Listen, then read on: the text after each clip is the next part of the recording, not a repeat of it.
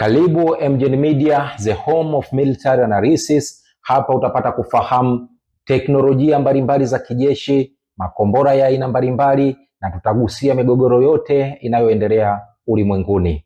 Leo nimekuletea kombora hatari kabisa kutoka Urusi, kombora linalofahamika kama Poseidon ama Mungu wa bahari. Kombora hili linawaumiza sana kichwa Marekani na NATO. Je, unataka kulifahamu kombora hili au unataka kujua athari zake kwa walengwa? Basi ungana nami hapa kupata kulifahamu kombora hili la Poseidon ama Mungu wa bahari kutoka Urusi. Karibu katika makala yetu. Silaha inayozungumzwa kwa sauti ya chini katika kumbi za mikutano ya kijeshi. Silaha ambayo haiko angani wala ardhini, bali iko chini ya bahari kimya, ikisubiri saa yake. Hii si nyingine bali ni Poseidon, Mungu wa bahari, silaha ya Urusi. Silaha ya nyuklia ya baharini kutoka Urusi, iliyoundwa si kwa ajili ya ushindi tu, bali kuondoa uwezekano wa mpinzani kuishi. Leo tunatazama ndani ya historia, teknolojia, uwezo, hatari na athari za silaha ya Poseidon, silaha ya siku ya mwisho ya dunia, ambayo imebadilisha mwelekeo wa vita vya kisasa. Silaha ya Poseidon, ambayo zamani iliitwa Stratos-6 Oceanic Multipurpose System, ni silaha ya kipekee ya nyuklia iliyotangazwa rasmi kwa mara ya kwanza na Rais Vladimir Putin mnamo mwaka wa 2018.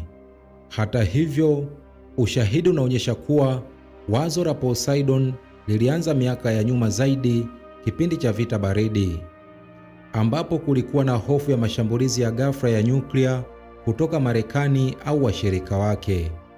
Urusi au USSR kwa wakati huo ilihitaji suluhisho ambalo lingeweza kuonyesha kuwa hata wakishambuliwa kwanza, bado wana uwezo wa kujibu kwa nguvu isiyoelezeka, kitu kinachojulikana kama second strike capability.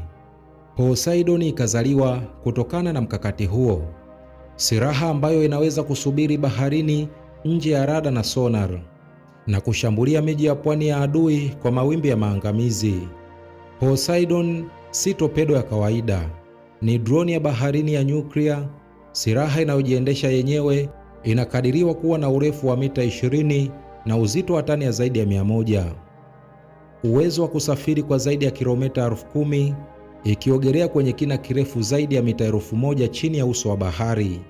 Kasi ya ajabu ya hadi knots 100, karibu kilomita 185 kwa saa.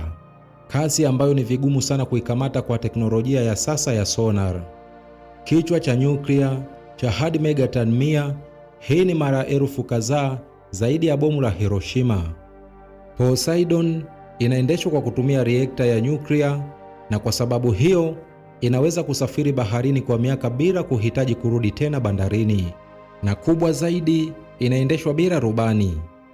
Haina wafanyakazi ndani.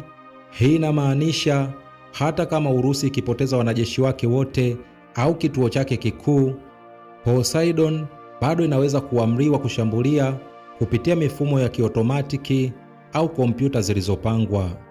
Tuseme tu Poseidon imezinduliwa kutoka kwenye manuari ya Urusi kama Belgorod na inaelekezwa kwenye jiji kama New York au Los Angeles. Kwa sababu ina uwezo wa kusafiri chini kabisa, inaweza kuepuka kugunduliwa na ulinzi wa baharini. Inapofika karibu na eneo la shabaha, inaachilia kichwa chake cha nyuklia ambacho si tu kinapasua mji kwa mlipuko, bali kinazalisha tsunami ya nyuklia yenye mawimbi ya hadi mita 500 kwenda juu. Tsunami hiyo sio tu inaleta uharibifu wa mji, bali ina mionzi ya nyuklia ambayo inaeneza madhara kwa miongo kadhaa ijayo. Maisha yanayoweza kuendelea baada ya hapo ni machache sana. Miji yote ya pwani inaweza kufutwa katika ramani ya dunia. Kwa sasa silaha ya Poseidon inasemekana kubebwa na manuari za daraja la Oscar II kama Belgorod na Khabarovsk. Manuari hizi maalum zimeundwa kuweza kusafirisha Poseidon angalau 4 kwa wakati mmoja, na zimewekewa mifumo maalum ya kuituma kwa silaha bila kujulikana na adui. Hii inamaanisha ikiwa zitatumwa kutoka bahari ya Arctic au Pacific, zinaweza kushambulia mabara yote makuu duniani kwa ghafla bila onyo.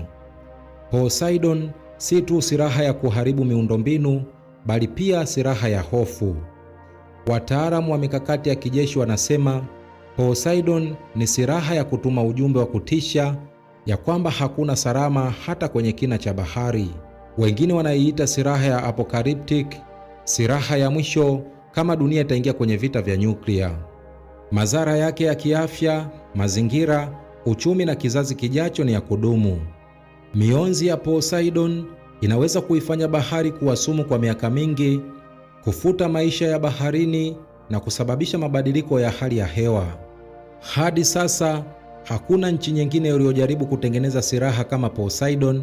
Marekani, Uchina, Uingereza, hata Korea Kaskazini, wote wameishia kutengeneza makombora ya juu, si droni za chini ya maji kama hii. Wataalamu wa Magharibi wanaamini Poseidon bado haijawahi kutumika kwenye mazoezi kamili ya kivita, lakini ushahidi wa kiintelijensia unaonyesha majaribio kadhaa yamefanyika bahari ya Arctic.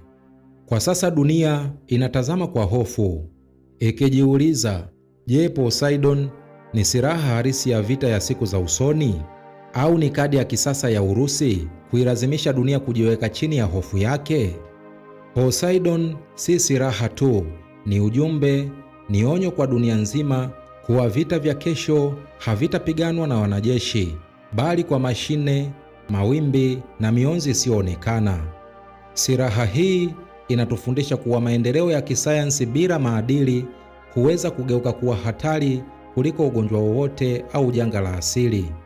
Kuna watu wanaamini kuwa Poseidon ni silaha ya vita ya mwisho, lakini labda Poseidon si silaha ya kuharibu, bali ni silaha ya kutufanya tufikirie, je, tunaelekea wapi kama binadamu?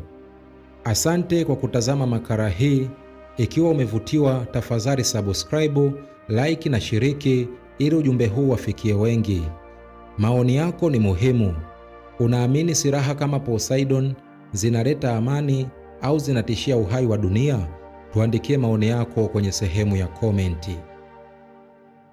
Na imani umejifunza mengi kuhusu kombora la Poseidon ama mungu wa bahari, athari zake kwa walengwa, teknolojia yake na nini malengo kwa Warusi kuanzisha kombora hili la Poseidon, na kwa ajili gani NATO na Marekani wanalihofia. Basi usikose kusubscribe, kulike na kushare video hii kwa ajili ya kupata makala nyingine zinazokuja hapa hapa MGN Media, the home of military analysis. Tukutane wakati mwingine, mimi sina la ziada. Bye bye.